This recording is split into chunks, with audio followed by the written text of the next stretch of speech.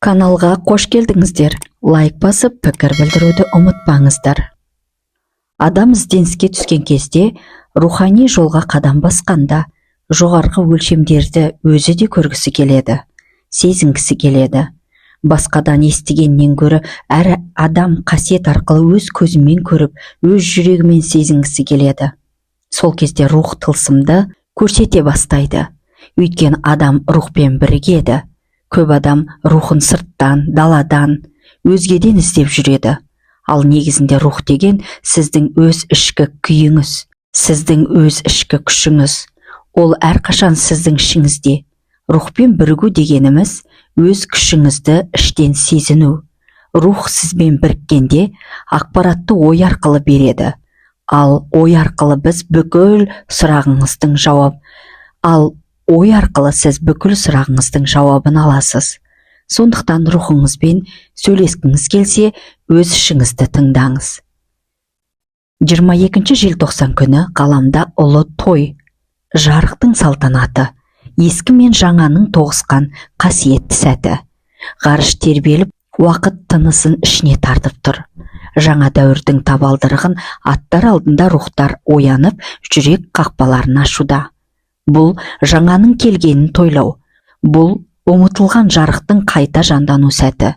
Себебі соңғы ескі цикл жабылды. Өткеннің сабақтары қабылданды. Карма шеңбері аяқталды. Жан енді жаңа деңгейге көтерілуге дайын. Бүгін тазару күні. Яғни 22 желтоқсан тазару күні. 2026 жыл тек күнтізбе саны емес, бұл ғарыштық код. 2-0-2-6 бәрін қосқанда 1. Бастау, абсолют, бірлік, алғашқы импульс. Яғни, жаңа рухтар жерге түседі.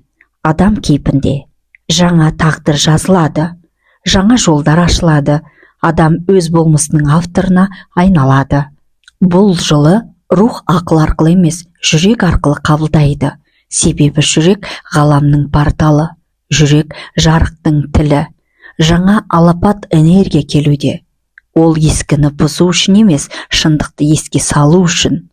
Ол әлсізді жою үшін емес, ішкі құдіретті ояту үшін. Енді адам бәрін жаңадан бастайды.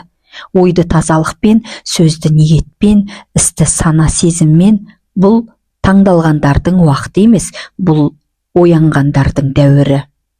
Ғаламда жаратылыс тоқтаған емес. Галактикада күн сайын жаңа планеталар пайда болуда. Әрбір планетаның өз энергиясы, өз вибрациясы бар. Ал жерде қазір ерекше кезең өтіп жатыр. Жерге көптеген жаңа рухтар келуде. Бұл кездейсоқ емес. Бұл табиғи әрі ғарыштық процесс. 2026 жылы жаңа рухтар жерде адам болып туады. Яғни физикалық тәнде келеді.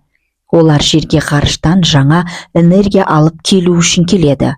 Бұл балалар мен рухтар арнайы ішкі бағдарламамен туылады.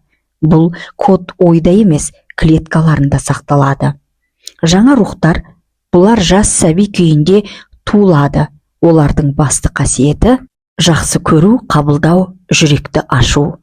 Олар ескі рухтарды өзгерту үшін келмейді. Олар көмек беру үшін келеді. Жүрегі жабылған, шаршаған, қорқып қалған адамдарға жүректі қайта ашуға көмектесу үшін келеді.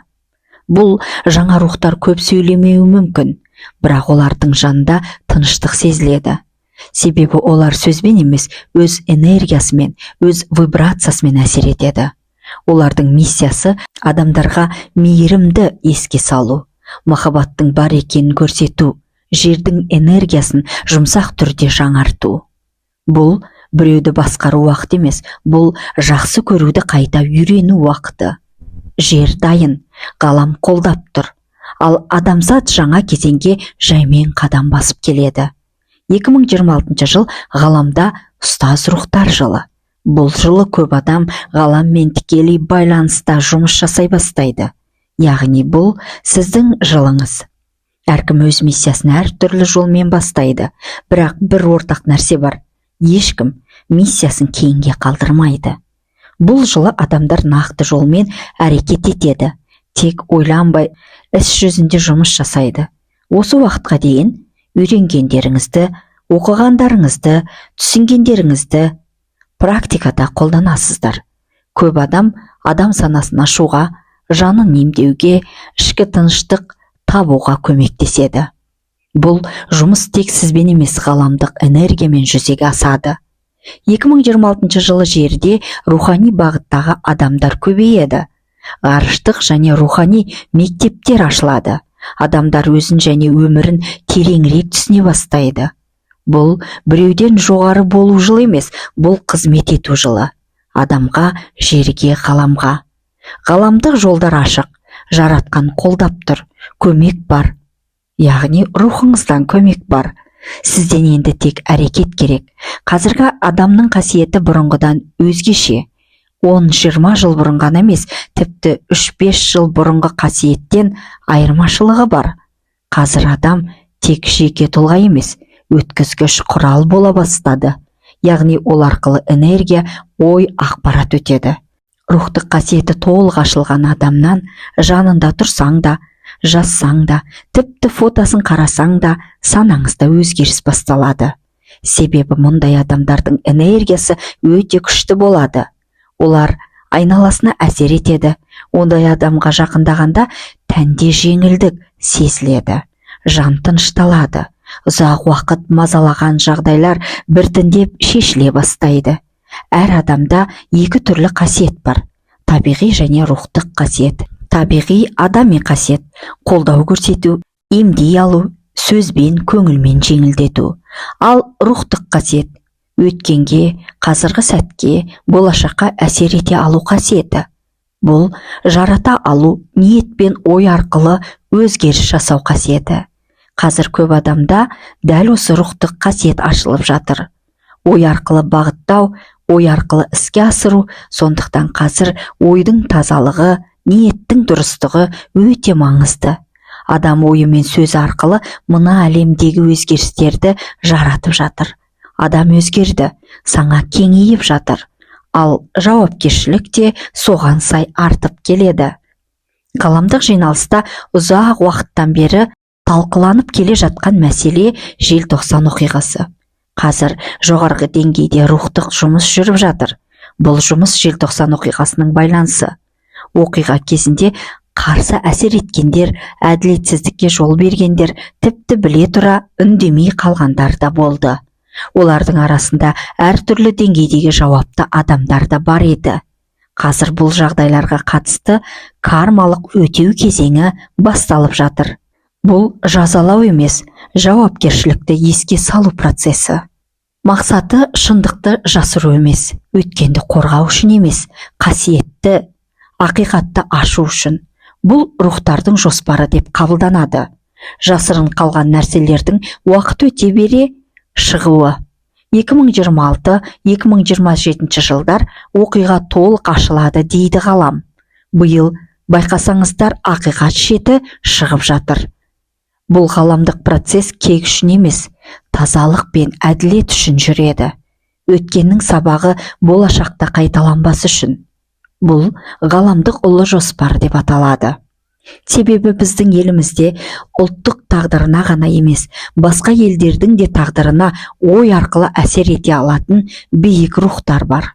Олар жоғарғы деңгейден оқиғалардың жалпы бағытына, процестердің қалай өрбитіне әсер етіп отырады. Бәрі қазақ. Біз бұрыннан айтып жүргеніміз де осы. Елімізде бүкіл халықтың тағдырына ықпал ететін рухтық процестерді жүргізетін рухтар бар.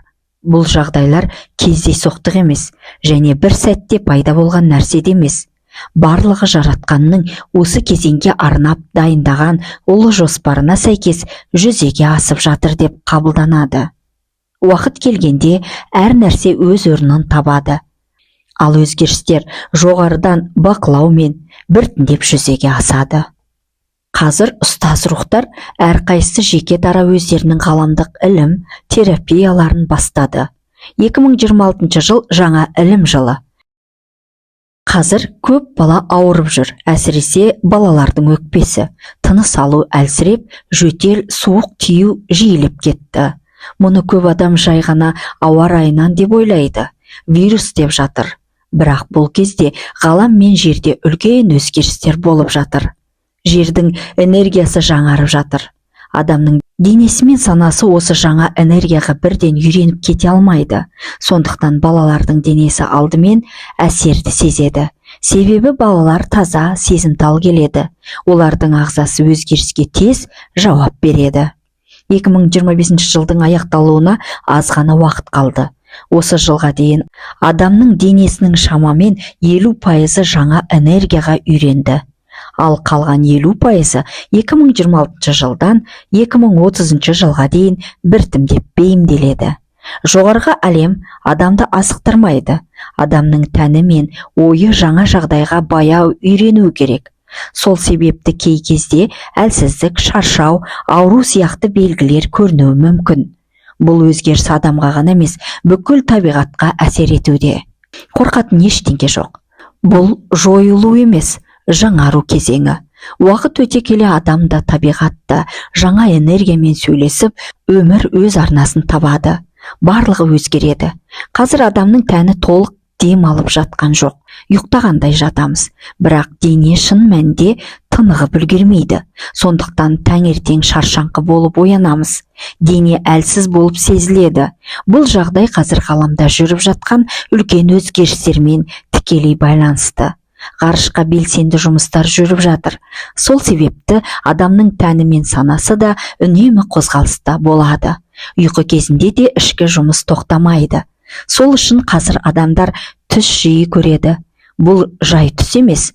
Рух адамның ми арқылы өткен өмірдегі бұрынғы тәжірибелерді көрсететін сияқты.